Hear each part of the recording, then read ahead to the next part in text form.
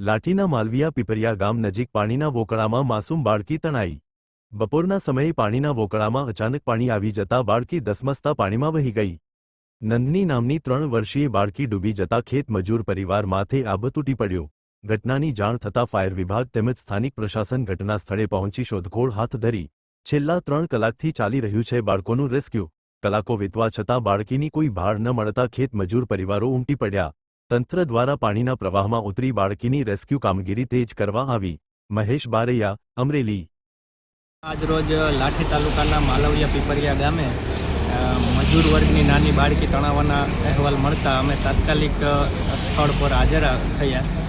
ઘટના એવી છે કે માલવીયા પીપળિયા ગામે એક 1.5 કિલોમીટર વાડી અંતરે મજૂરની એક નાની છોકરી 1.5-2 વર્ષની છોકરી તણાઈ ગઈ છે। અત્યારે તમામ ડિપાર્ટમેન્ટ, રેવન્યુ ડિપાર્ટમેન્ટ, પોલીસ ખાતું, ફાયર અને તાલુકા પંચાયત તમામ ડિપાર્ટમેન્ટ અત્યારે ઘટના સ્થળે હાજર છે અને રેસ્ક્યુ શોધખોળ ચાલુ છે।